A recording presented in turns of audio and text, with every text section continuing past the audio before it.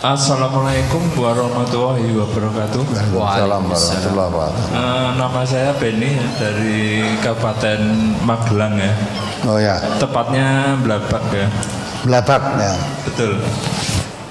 Yang ingin saya tanyakan apa hukumnya ruqyah, Pak?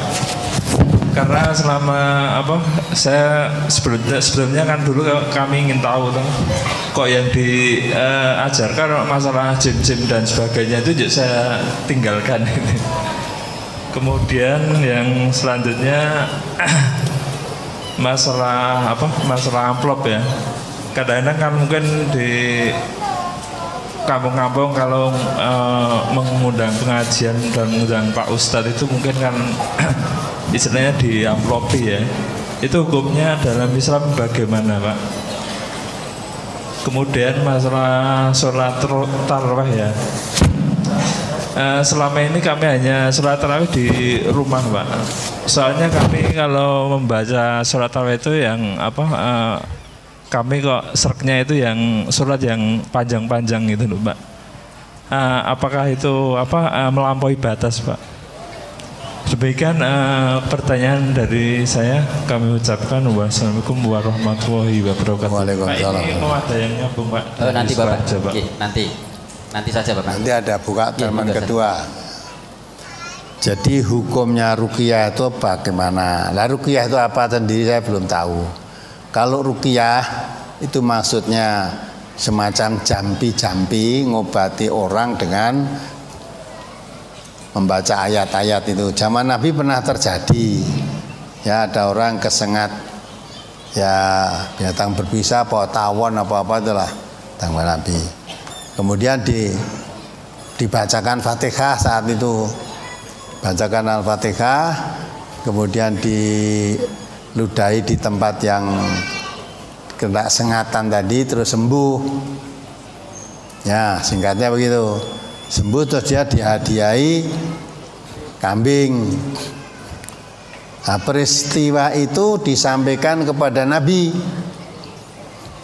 Diceritakan ada satu orang di suatu kaum ya sakit begitu, terus di antara sahabat-sahabatnya yang berjalan ini menemukan orang itu, dimintai tolong mengobati, dibacakan Fatihah itu sembuh, terus diwapai kambing. Tanya pada Rasulullah, peristiwa itu apa upahnya tadi, boleh saya terima ya Rasulullah?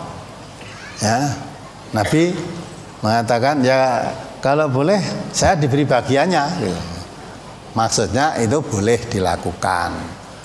Ya, tapi sakitnya tadi sakit karena disengat apa tawon apalah apa binatang berbisa gitu. Nah kalau ruqyah untuk menghilangkan jin yang nyurupi, umumnya kan gitu. Sekarang orang di ruqyah itu bukan dintop tawon, bukan, tapi karena merasa ada ketempelan atau kesurupan jin atau kesurutan makhluk halus lah, terus di ruqyah itu terus. Bergila itu belum pernah ada riwayat seperti itu. Ya. Belum pernah ada riwayat semacam itu.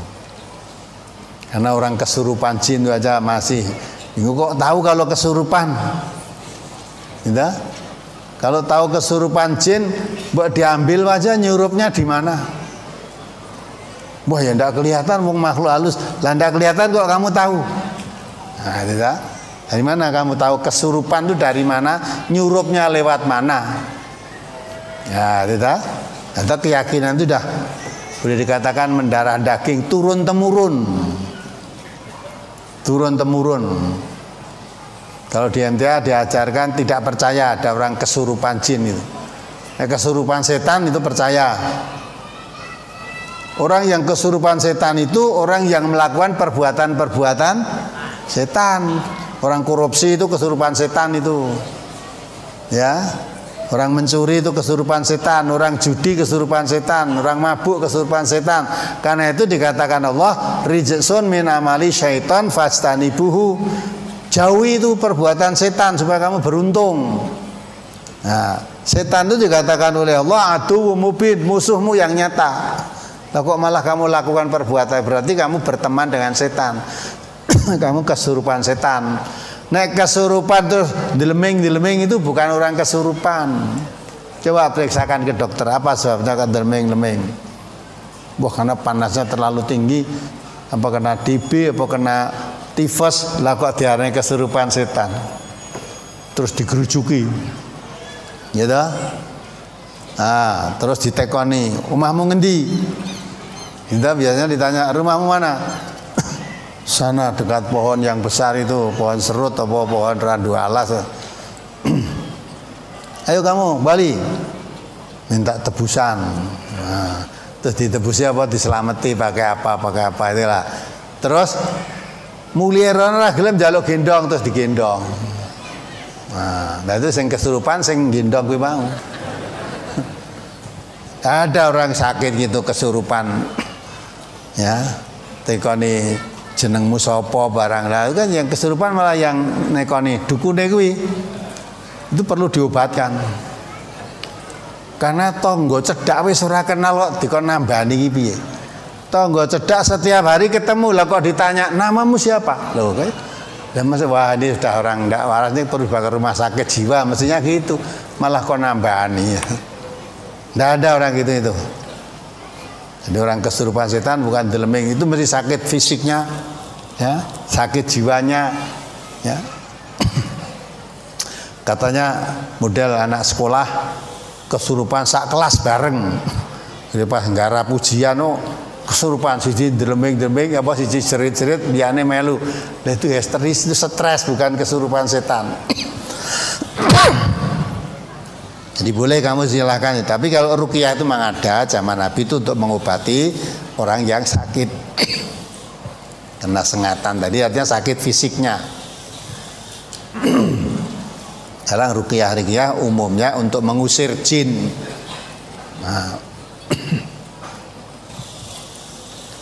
Nah kalau orang sakit di ruqyah boleh nggak? Boleh. Sakit apa, pusing saja, Nabi caranya didoakan. Yang sakit yang kepalanya dipegang kepalanya sambil dibacakan doa, Allahumma rabban nas adhibil ba'sa isfi anta syafi la shifaa ila shifauka shifaan la yughadiru saqaman. Jadi yang sakit itu digerayangi sambil dibacakan doa gitu. Ya Allah, Tuhannya manusia, sembuhkanlah ini. Engkau zat maha penyembuh, sembuhkanlah yang sakit ini.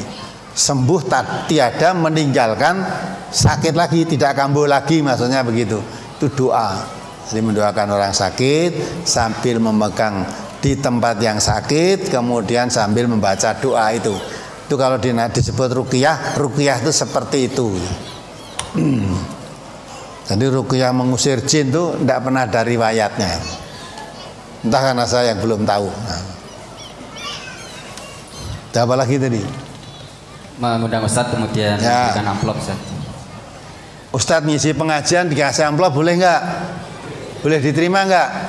Boleh, ya dapatmu amplop itu. Ya, memang jadi Ustadz kepengen cari amplop. Ya. Karena penghasilannya dari situ. Kalau jadi ustadz tujuannya dakwah, Allah mengatakan, "Qul la as'alukum alaihi ajron illal mawadatan fil qurba." Kalau ustadz tujuannya untuk berdakwah Islam, katakan Muhammad, Nabi Muhammad dipesan oleh Allah, katakan, saya berdakwah ini tidak mengharapkan imbalan apapun dari yang kudakwahi. Harapannya apa? Illal mawaddata fil qurba. Kecuali saya menghendapi timbulnya rasa kasih sayang dalam kekeluargaan. Jadi dakwah itu menumbuhkan rasa kasih sayang sama muslim. Bahwa timbul rasa kekeluargaan dan dilandasi rasa kasih sayang. Atau kasih sayang seperti dalam sebuah kekeluargaan. Itu tujuannya dakwah. Kalau saya tablik sana nanti dapat amplop, lah itu ya amplop kuwi. Dakwahnya mesti nggak akan berhasil. Nggak ada bekasnya. Tujuannya bukan itu, tujuannya ya amplop tadi. Maka di NTH dilarang keras. guru daerah yang dikirim MTA ke daerah-daerah kok menerima amplop dan sebagainya untuk upahnya itu udah tidak boleh itu.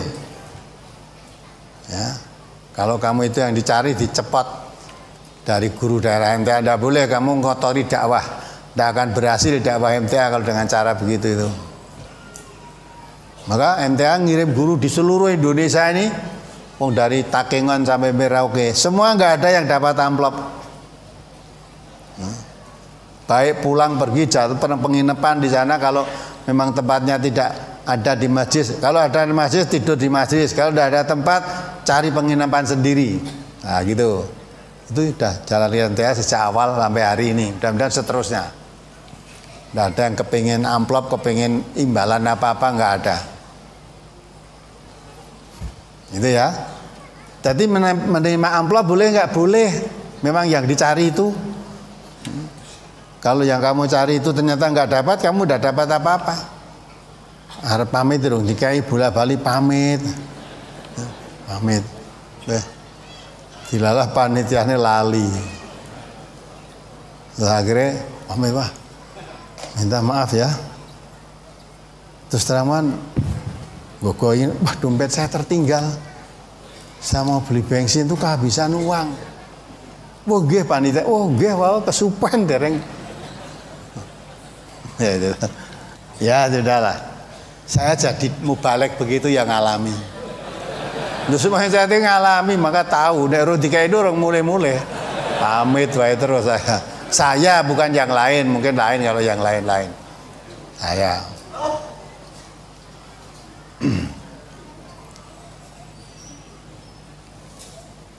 Terus sholat tarawih di rumah bagus. Nabi itu juga selalu di masjid kok sholatnya.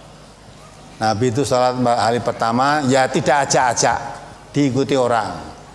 Malam kedua yang mengikuti lebih banyak, karena yang tadi malam tidak tahu, tidak ikut, dikabari teman-temannya terus malamnya ikut. Malam ketiga atau malam keempat itu ya, yang datang lebih banyak, Nabi tidak datang udah. Ya, tadi ditanyakan di waktu subuhnya, tanya, saya tahu kalau kamu menunggu banyak sahabat-sahabat, tapi saya tidak pergi, tidak sakit, sengaja tidak datang. Saya khawatir sholat ini diwajibkan. Jadi Nabi tidak selalu sholat tarawih di masjid, enggak. Banyak di rumahnya daripada di masjidnya. Tapi tidak sholat di masjid tidak dilarang, tidak dilarang, tidak boleh. Di tarawih di masjid boleh, di rumah baik. Malah Nabi mengatakan sebaik-baik sholat bagi laki-laki itu di rumah kecuali sholat wajib. Dari situ bisa ambil pengertian kalau sholat wajib baik dilakukan di masjid, sholat sunnah termasuk tarawih baik dilakukan di rumah. Sholat sunnah yang tidak boleh dilakukan kecuali di masjid itu hanya sholat tahiyatul masjid. Sholat tahiyatul masjid di rumah nggak boleh.